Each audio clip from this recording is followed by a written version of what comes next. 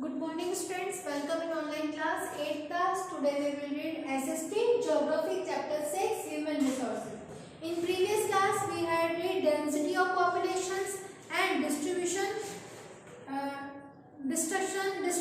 of population. Okay, now today we will discussion about factor affecting distributions of populations, and first part is geographical factors and second part is social, cultural and economic factor and population change. Okay, let us discuss geographical factors की distribution, जनसंख्या कोई विभाजन को प्रभावित करने वाले कौन कौन से कारक हैं, जिसमें है first geographical factor. And geographical factors में कौन कौन से फैक्टर्स आते हैं, जैसे कि फर्स्ट है टोपोग्राफी। टोपोग्राफी मीन्स जिसकी स्थल आकृति जो होती है, topography. People always prefer to live on plains rather than mountains and plateaus, कि पीपल्स जो है वो माउंटेन्स एंड प्लेट्यू के कंपैरिजन में प्लेन्स एरियाज में ज़्यादा रहना कंफर्टेबल लगता है उनको, because these areas are suitable for farming, manufacturing and service activities, कि ये खेती करने के लिए, विनिर्माण के लिए एवं सेवा क्रियाओं के लिए भी बहुत ज़्यादा उपयुक्त होते हैं। The Ganga Plains are most densely populated area of the world, कि गंगा प्लेन्स जो एरिया है वो सबसे ज्यादा डेंस पॉपुलेशन है वहाँ की वर्ल्ड में। While mountains like Andes, Alps and Himalayas are sparsely populated, लेकिन जो माउंटेन्स एरिया है वहाँ पे कम जनसंख्या, वहाँ पे दूर दूर तक लोग रहते हैं, दूर दूर तक लोग निवास करते हैं। Now next is climate. Climate भी यहाँ की पॉपुलेशन को इफेक्ट करता है, फैक्टर्स को, डिस्ट्रीब्यूशन को इफेक्ट करता है। People usually avoid extreme climates that are very hot और very cold, like Sahara desert, polar regions of Russia, Canada and Antarctica, कि लोग सामान्य रूप से जो जलवायु जो अत्यधिक गर्म अथवा अत्यधिक ठंडी, जैसे कि सहारा डेजर्ट, रूस के ध्रुवीय क्षेत्र, कनाडा एंड अंटार्कटिका में रहने से बचते हैं, क्योंकि उन्हें वहाँ जो उनकी बॉडी के अकॉर्डिंग उनका टेम्परेचर बहुत हाई होता है या फिर बहुत लो होता है, तो उस टेम्परेचर में वहाँ पर लोग नहीं रहते हैं। Now next is soil. Soil मिट्टी, fertile soils provide suitable land for agriculture, कि जो उपजाऊ मिट्टी है वहाँ पर उनको एग्रीकल्चर के लिए एक सुटेबल लैंड प्रोवाइड करती है, मतलब कृषि करने के लिए उनको लैंड देती है।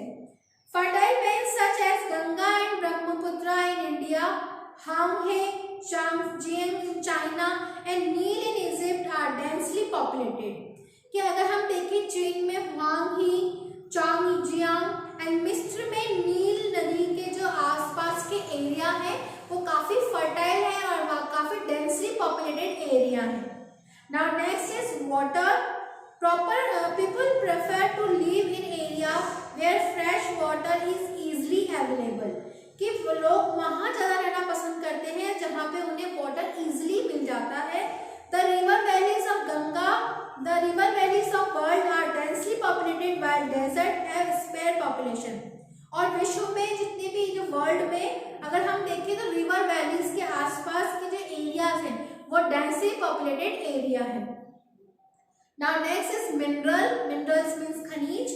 Area with minerals deposits are more populated, कि जहाँ पे खनिज पाए जाते हैं वहाँ पे एरिया बहुत डेंस पॉपुलेटेड होते हैं। Diamond mines of south Africa and discovery of oil in middle east leading settling of people in this area, कि जहाँ पर इन ऑयल्स की खोज की डिस्कवर किया गया एंड वहाँ पे जहाँ पे डायमंड्स की खाने हैं वहाँ पर उनके लिए, उनको वर्क करने वालों के लिए वहाँ पर रहना उनके लिए आसान हो जाता है। Now next topic is social, culture and economic factors. Social culture से area of better housing, education and health facility are more densely populated, कि जहाँ पर उनको बेटर हाउस रहने के लिए, शिक्षा के लिए एंड हेल्थ के लिए सारी फैसिलिटीज मिल जाती हैं तो वो वहाँ पर रहते हैं, उन एरियाज में रहते हैं, जैसे example Pune. Now next is culture. Culture activities, place with region and culture significance affect people. Varanasi Vatican city are some example. कि धर्म और सांस्कृतिक की महत्ता दिलाने वाले स्थान उन लोगों को आकर्षित करते हैं, जैसे कि वाराणसी, यरूशलेम एंड वेटिकन सिटी इसके गुड एग्जाम्पल्स हैं। Now next is economic. Industries area provide employment opportunity, large number of people are attracted to this areas.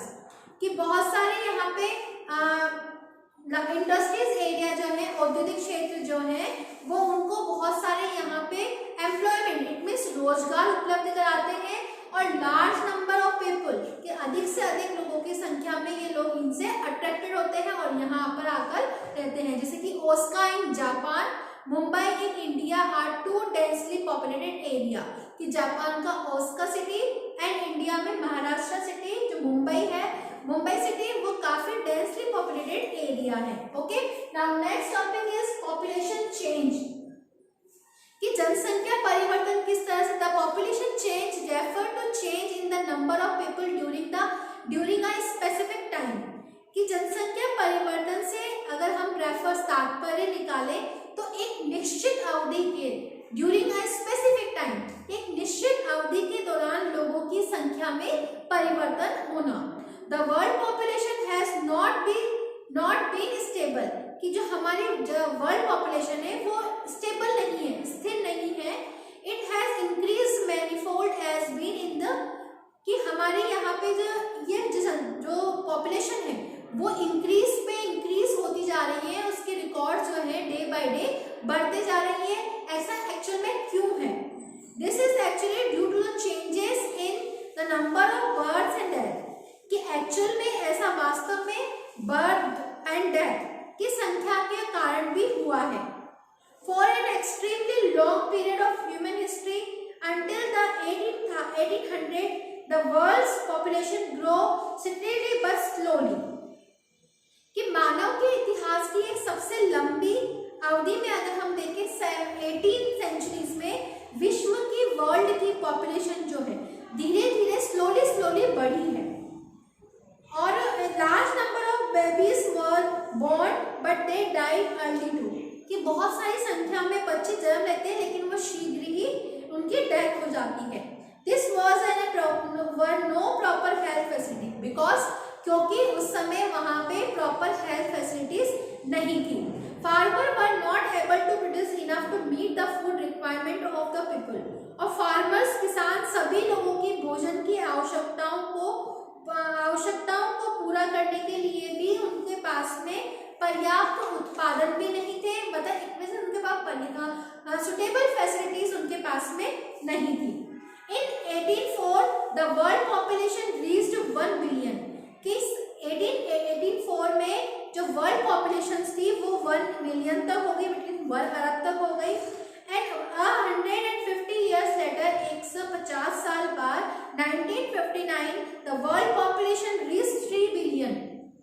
कि जो वर्ल्ड पॉपुलेशन थी वो 3 बिलियन हो गई, इट मींस 3 अरब तक पहुंच गई। This is often called popular exploration. इसी को जनसंख्या विस्फोट कहते हैं। In 1999, 40 years later, the population doubled to 6 billion। और 1999 में पॉपुलेशन जो थी वो 3 बिलियन से लेके जस्ट डबल 6 बिलियन तक पहुंच गई। Births are usually measured using the birth rate। कि बर्थ जन्मों की साधारणतः हम उसको अगर मेजर करते हैं तो उसे बर्थ रेट, जन्म दर कहा जाता है।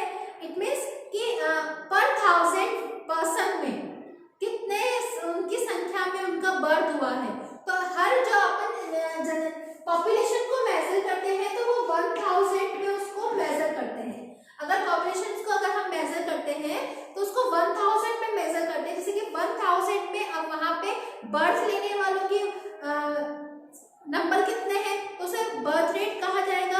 And death are usually measured using death rate. और जब मृत्यु दर को अगर हम आंकते हैं तो उसे डेथ रेट में नापते हैं। Migration is the movement of people is one and out an area. Migration होता है कि कोई व्यक्ति किसी एक स्थान को छोड़कर दूसरे स्थान पर जाता है तो उसे माइग्रेट कहते हैं। इट मीन्स प्रवास करना कहते हैं, तो वो भी पॉपुलेशन में ही काउंट किया जाता है। Birth and deaths are the natural population change, birth और डेथ जो है ये इनके प्राकृतिक नेचुरल कारण है कि नेचुरल कॉजेज हैं जो कि यहाँ की पॉपुलेशन चेंज को इफेक्ट करते हैं। The differences between the birth rate and death rate of a country is called the natural growth rate, और इसी को ही हम नेचुरल ग्रोथ रेट भी कहते हैं, प्राकृतिक वृद्धि दर जिसको कहा जाता है। The population increase the world is mainly due to the rapid increase the natural growth rate, कि हमारी प्राकृतिक ग्रोथ रेट की अपेक्षा यहाँ पे जो रेट बढ़ रही है या जो नंबर्स यहाँ पे पॉपुलेशन का बढ़ रहा है वो डे बाय डे इंक्रीज होता जा रहा है। Migration is another way by the population size change, कि माइग्रेशन जो है वो इसका एक अन्य कारण है जिससे जनसंख्या के आकार में परिवर्तन होता है। पीपल में move with in a country और बिटवीन कंट्रीज, कि लोग एक देश से दूसरे देश या एक राज्य से दूसरे राज्य में माइग्रेट करते हैं। Emigrants are people who leave a country, immigrants are those who arrive in a country. उत्प्रवासी जो होते हैं, इमिग्रेंट्स वे लोग होते हैं जो देश को छोड़ते हैं, और अप्रवासी लोग वो होते हैं जो देश में आते हैं। इमिग्रेंट्स मीन्स जो देश को, हमारे कंट्री को लेफ्ट छोड़ के चले जाते हैं, leave a country, and immigrants वे लोग होते हैं who arrive in a country, जो हमारी कंट्रीज में आते हैं। Countries like United States of America and Australia have gained in the number of migrations or immigrations, कि संयुक्त राज्य America and United state Australia जैसे देशों में यहाँ पर इमिग्रेशंस इन माइग्रेशंस एंड इमिग्रेशंस दोनों की नंबर जो है वहाँ पे बढ़ा है। And Sudan is an example of a country that has experienced a loss in populations number due to the out migrations and immigrations. Sudan एक ऐसा एग्जाम्पल है जिसमें लोगों के बाहर चले जाने, इट मीन्स माइग्रेशंस करने, एक स्थान को छोड़ने में, और उत्प्रवास के कारण, इट मीन्स बाहर से आने के कारण जनसंख्या में कमी का अनुभव किया गया है। The general trends of international migration is from less developed nations to the more developed nations in search of better employment opportunities, और यहाँ पे जनरली ये ट्रेंड बन गया है कि लोग एक स्थान से दूसरे स्थान पर बेटर हेल्थ के लिए या बेटर एजुकेशन के लिए या बेटर जॉब्स के लिए एक स्थान को छोड़कर दूसरे स्थान पर जाते हैं।